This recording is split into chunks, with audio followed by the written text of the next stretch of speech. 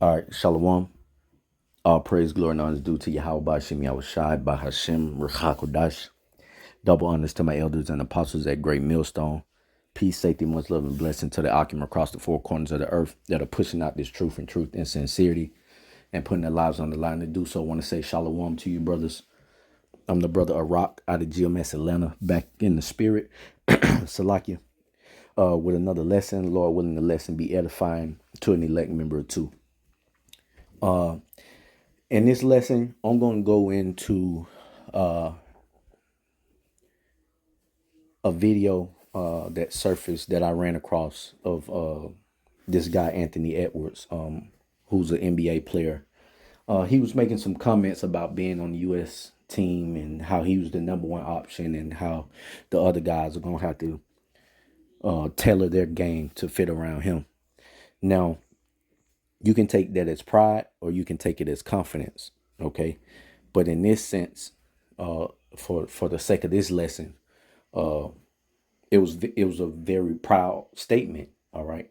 Because the scriptures, as I'm gonna get, speaks against making yourself equal to your elders, if you will, because those guys that he's playing on the USA team are in fact his elders, and I'm just using this as an example because this is the same spirit that sneaks into the camps, okay, where men come in, learn a little bit, get a little recognition 3-4 years in, and then now they think that they're above their teachers. All right, they think they're above the apostles and elders of Great Millstone, who they learned from. Okay, so this was just an example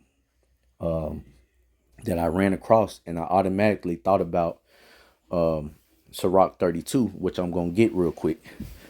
So yeah, that guy, in my opinion, it was a proud statement, because even if you do feel that you're the number one guy, you're the number one option, go out and let your game, speak for itself. You don't have to say that in front of the media.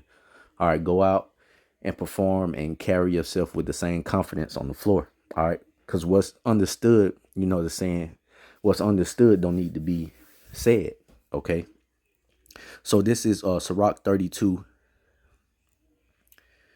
And I started verse 7, but the point I really want to get is in verse 8. Salakia. Sirach 32 and 7. It says, "Speak, young man, if there be need of thee, and yet scarcely when thou art twice asked. Let thy speech be short, comprehending much in few words. Be as one that knoweth, and yet holdeth his tongue. If thou be amongst great men, make not thyself equal to them, and when ancient men are in place, use not many words." Now, like I said, this guy, he's in the world, he's in the NBA, but this spirit, leaks over into the truth. And you can see that pride oozing off of men. Like I said, they learn 3-4 years, learn a couple of precepts, get the breakdowns, and now they think they're above the great men that taught them. Now, this guy, he's on a roster full of talent, and guys that are older than him. He got a guy on the team that's been in the league for 20 years in LeBron, and he's saying LeBron got to tailor his game to fit him.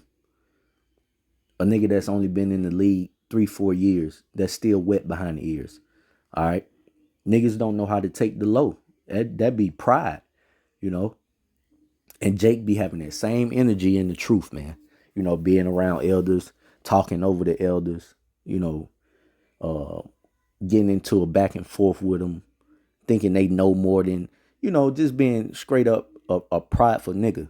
I'm just going to call it like it is, straight up. Okay. He got, who else is on that roster? You got Stephen Curry. All of these guys are future Hall of Famers. You got Anthony Davis on the team. You got Kawhi Leonard. You got, who else has some? You got Bam Adebayo. All of these guys that are almost double digits of being in the league, and they got to tailor their game around him. All right. So I'm going to play his statement. Lord willing, this video don't get flagged by YouTube. But I'm going to go ahead and play it real quick. I'm still the number one option. Yeah. I mean, Y'all might look at it differently. I don't look at it differently. And how does that manifest? How do you go about it? Just go about it the same way? Yeah, I just go out there and be myself. Shoot my shots, play defense, and they got to fit in and play around me. That's how I feel. I'm still the number one option. Yeah. So there you have it. He said he's the number one option. Those guys gotta tailor their game to fit his, roughly paraphrasing. And those are very prideful words. And the scriptures tell us that every idle word shall be taken into account, paraphrasing. So the scriptures also tell us, let me get it real quick.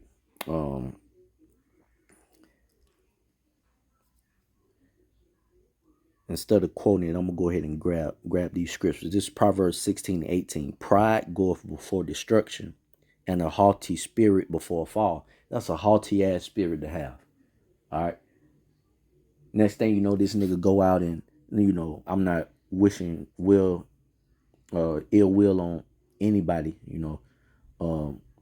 but the Lord will have him eat those words. About everybody got to fit in, tailor that game to fit his. He go out the first game and tear a kneecap up or twist the ankle. Anything could happen because pride goeth before destruction. All right, and a haughty spirit before a fall. All it takes is one injury, nigga, and you out for the summer Olympics, and you out where whatever season the Olympics playing in, summer or winter, whichever the one is. But you'll be out for the Olympics, nigga, and you'll be out for the regular season if you don't check yourself. Okay. All right. So another precept. We were just going over this in our camp. The elders were exhorting brothers on following the old path. And because those guys that he's speaking about that gotta fit into his game paved the way for this little nigga to be able to do what he's doing. All right, they paved the way. They're trailblazers in the sense that these guys are future Hall of Famers. All right, and he's barely scratching the surface. And that's how niggas in the truth be, barely know anything but trying to assert authority or usurp authority over their elders and the guys that led in their path that blazed the trail that these niggas are following. This is Jeremiah 6:16. It says, "Thus saith the Lord Yahweh, stand ye in the ways and see and ask for the old paths, where is the good way, and walk therein, and ye shall find rest for your souls. But they said, we will not walk therein." All right. And that's the spirit Jake be in. Here it is. The apostles and elders have laid the groundwork, has come up with the blueprint, laid the groundwork, laid the foundation, put the skeleton on the house, put the drywalls in, the electricals, put the plumbing in on the house, put the roof on, so on and so forth. And then you got Jake coming in at the last minute, hanging light bulbs and shit, and laying sod in the yard, and think they above the damn architect, the carpenter, and all of these guys that paved the way and built the house in which they're now starting to complete and to build upon.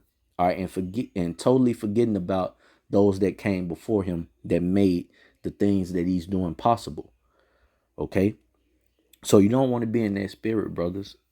And like I said, I was just using this guy Anthony Edwards as an example of how not to be. All right, now don't get me wrong. There's nothing wrong with exuding confidence, but it becomes prideful when you got to shit on those around you in order to boast yourself up. All right. Had he just said, yeah, I feel like I'm the number one option, I let my game speak for itself. I play with some great players that allowed me to go out and do the things that I've done. But, I feel that, my game is elevated to the point where I'm able to take on a more of a load, or I'm the number one, or I feel like I should be the number one option. You know, some along those lines. But to say these guys got to fit in to him, you know, that's a very proud statement, you know. So Lord willing, you know, this lesson was edifying. I'm going to end it giving all praise, glory, and honor to Yahweh Ba'ashem Yahushai, Bahashem, Rechakodash, Shalom.